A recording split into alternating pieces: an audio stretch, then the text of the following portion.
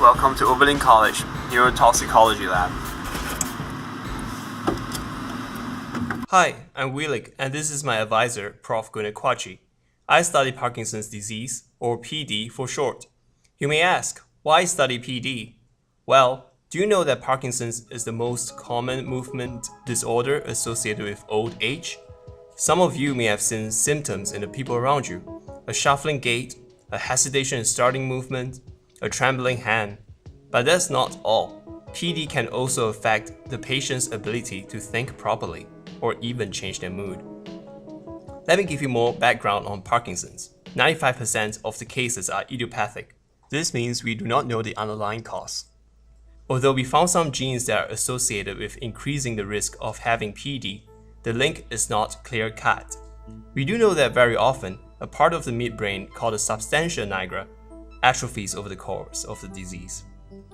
A gene which codes for a protein called alpha-synuclein is involved. This protein is produced by neurons in our brain, and in its usual state, it works just fine.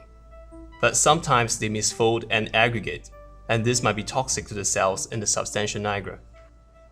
Currently, although we have ways to help treat the symptoms, right now, no one has found a cure for PD.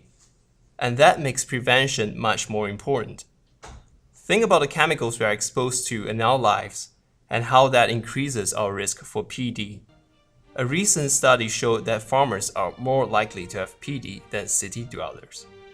And you may say, there's no pandemic out there in the farms. And that's because the disease may result from various factors and interactions.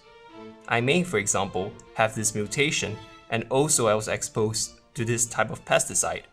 And only with this combination, I increase my risk by 20%. This is called a gene-environment interaction. And the gene-environment interaction I'm studying is that between alpha-synuclein and metals. Why metals? Here we see a link between the prevalence of PD and the areas with higher metal production and hence higher risk of exposure. In this map of the United States, the areas in red coincides with factory locations. Now I'm finally going to talk about what I did. So I did an experiment with dopaminergic neurons, which are very similar to neurons in the substantia nigra. These neurons came from red cells, but produce either an empty genetic vector, which are my control cells, or produce alpha-synuclein. I picked 10 different metals, and to identical plates of cells, I added metal chloride to the growth media. Then I examined the cell survival over time. Some metals are more toxic than others. Here you see that most cells die from nanomolar concentrations of cadmium. But for the cells that produce alpha-synuclein, the death rate is even more drastic than that in control. This confirms that alpha-synuclein enhances cadmium-induced toxicity. I'm doing follow-up experiments to find out how this happens at the molecular level. Check out the slides to find out more about where cadmium is found in our lives and to read more about my study. Thanks for listening. Bye.